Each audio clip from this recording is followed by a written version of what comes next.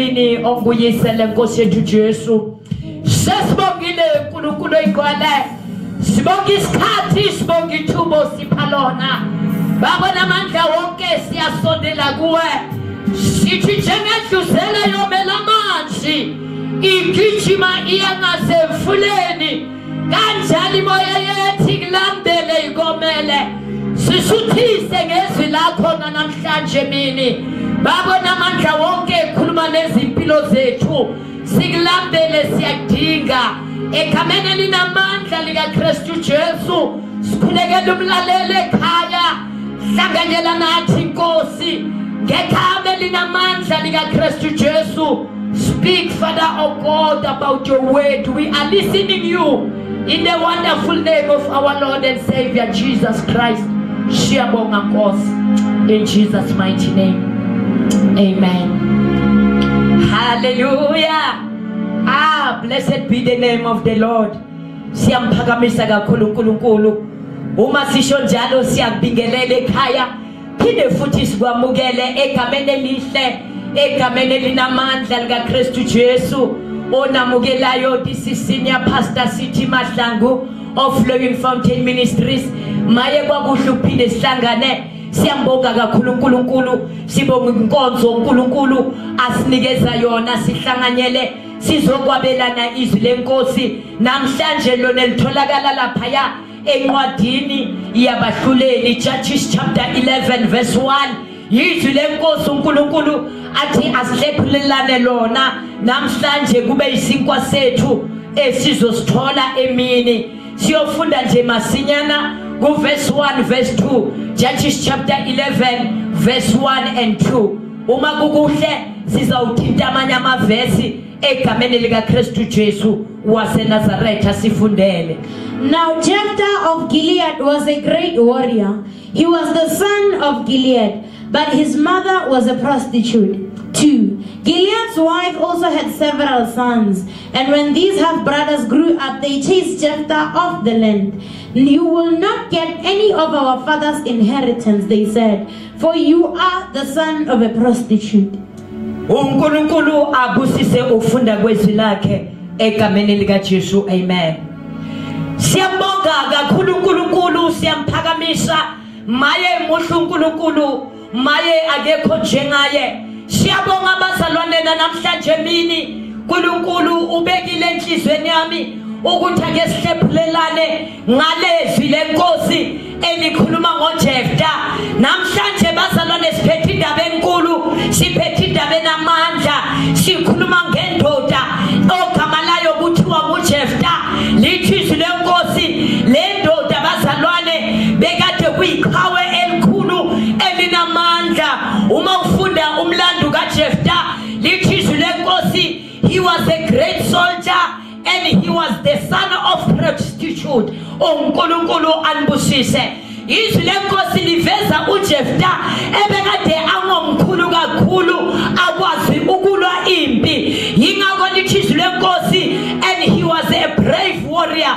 Bekanamandla aphakeme akwazi ukulwa impi. Azalwe ngowesifazane owayekade ayisifebe. Lisho njalo izwi lenkosi, lithi izwi lenkosi wayengazalwanga ayedwa, wayezalwe nabanye abafowabo. Lithi izwi lenkosi umazalwe nabafowabo bakhula bonke, bakhula ndawonye. Uma sebakhula bonke bekhula ndawonye, ngelinye ilanga sizwa abafowabo bayamtshela bathi, lalela Jephthah, wena kunento ongayazi, wena yebo ungumfowethu kodwa kahle kahle wena awuzolidla ifa lakulomndeni, awuzodla ifa lakuleli khaya. Inkinga yini na? Wena usenomama lapha ekhaya, awuyena umfowethu ngobaba. Wena usenomama, awulungelanga ukudla ifa lakulomndeni. Lithi izwi lenkosi lamazwi amthinta kakhulu uJephthah. Ngiyacabanga ukuthi bazalwane wezwa ubuhlungu ngendlela emangalisayo. Lithi izwi lenkosi masinyana uJephthah wathatha isinqumo empilweni yakhe, wathi ngizohamba kulomndeni, ngizosuka, ngizobaleka. Ngempela lisho njalo izwi lenkosi lithi, and he fled away wahamba uJeftha wazithola asezweni endaweni yaseThobi wabaleka wayohlala khona. Lithi lenkosi masinyana uma afika ezweni laseThobi, then he attracted about a worthless man or unprincipled man. Those people, they gathered around Jephthah.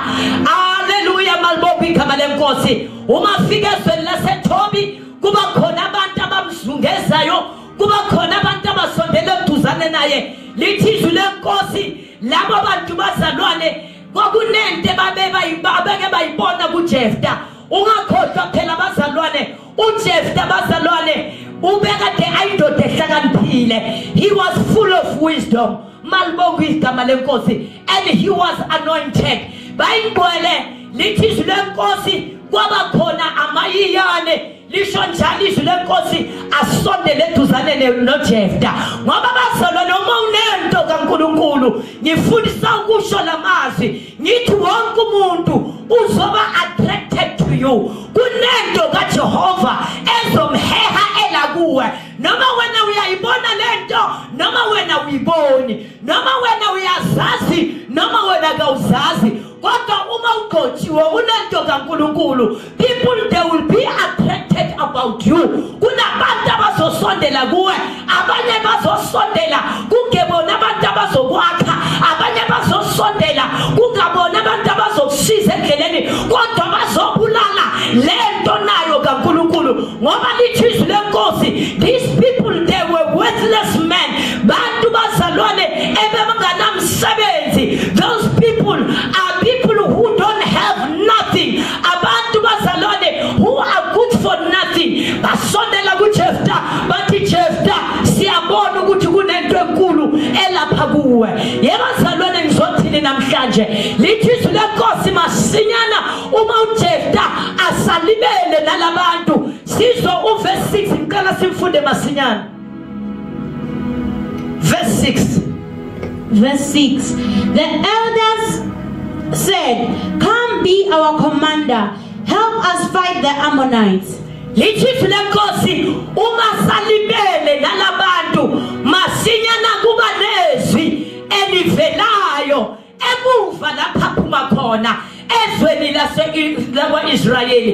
Lithi lenkosi Jephthah woza uzosilekelela kunempi esibhekene nayo esifanele siyoyilwa masinyana. Sidinga ukuthi silwe. Come and be our leader. Come and be our commander so that we can fight the Ammonites. Wozusilekelela kunama Amoni esifanele silwe nawo. Lithi izwi lenkosi masinyana uJephthah wathi cha, ningidinga kanjani ngoba nangizwisa ubuhlungu? Ningidinga kanjani ngoba ningiphathanga kahle? Ningidinga kanjani ngoba nikhuluma ngamagama amahle kimi? Lithi izwi lenkosi wathi cha, angeke ngize. Lalela mntaka baba, lithi izwi lenkosi masinyana baphinde bathumela umlayezo.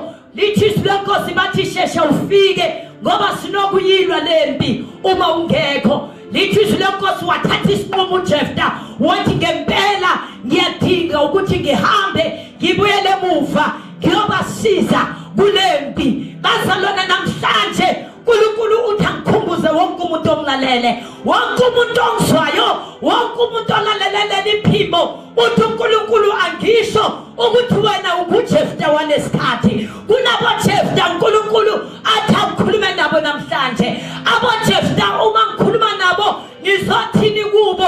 Ngizothi lalela Jephthah, noma ungahlala phansi noma ungabuyela emuva, ngoba kunaboJephthah njengoba ngikhuluma nje ngalesikhathi esinje se-lockdown.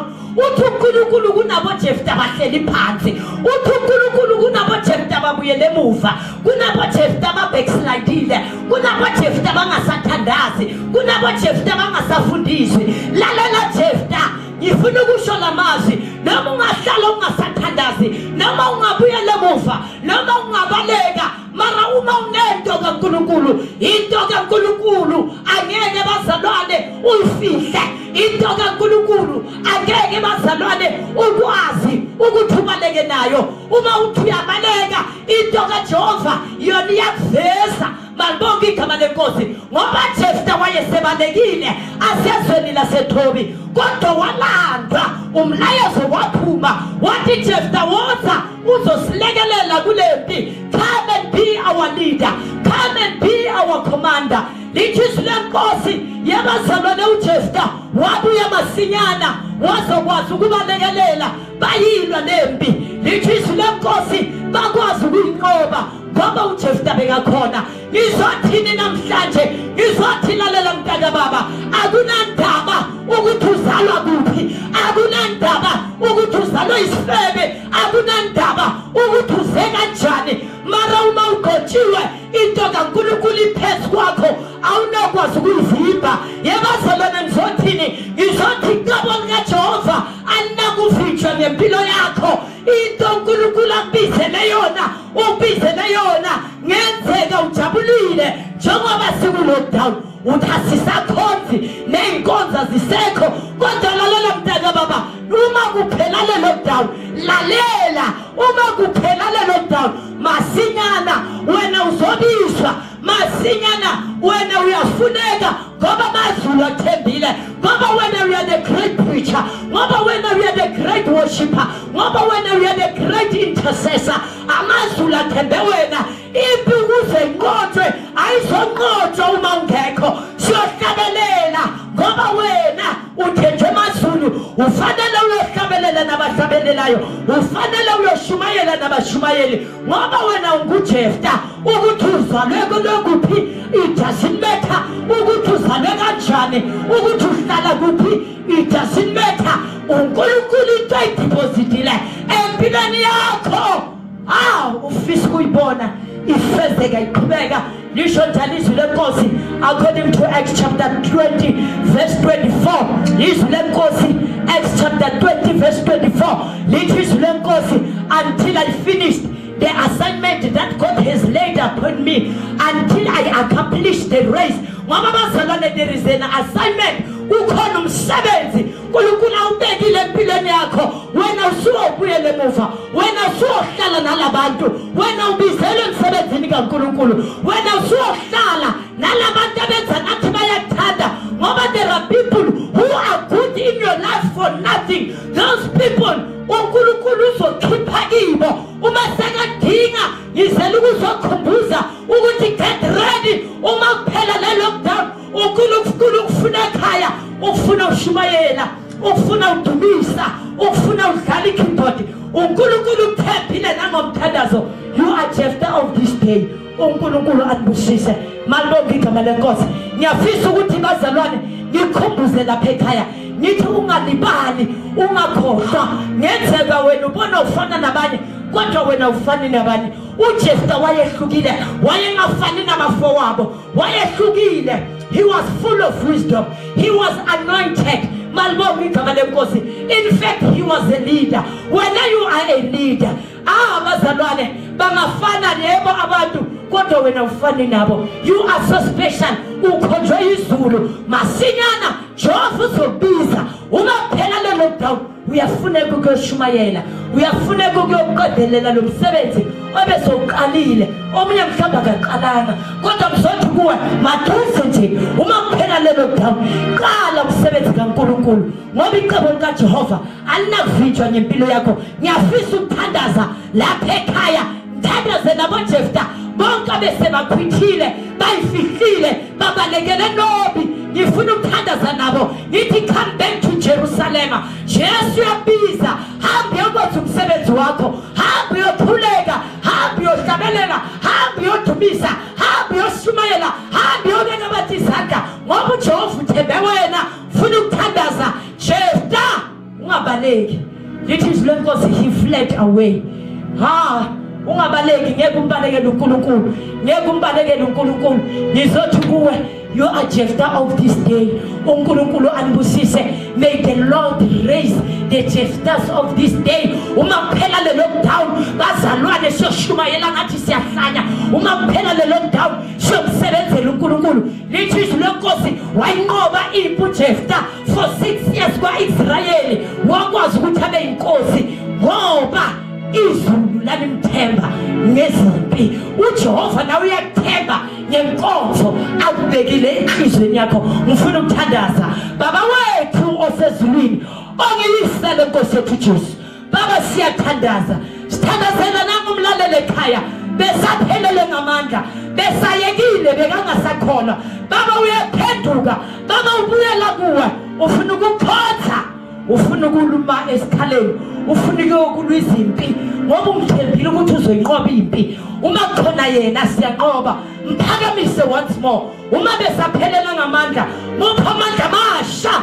wogijima ngakhathali egameni linamandla lika Kristu Jesu phakamisa bonke abese baphelele ngamandla benze baphakame bamisibindi njengoba lockdown iyophela baba bayokusebenzela ukudlula kuqala bangoJefta baleyinsuku bangoJefta balesikhathi siyabonga baba ngoJefta obavusayo ngegama lika Kristu Jesu siyabonga baba in Jesus mighty name amen.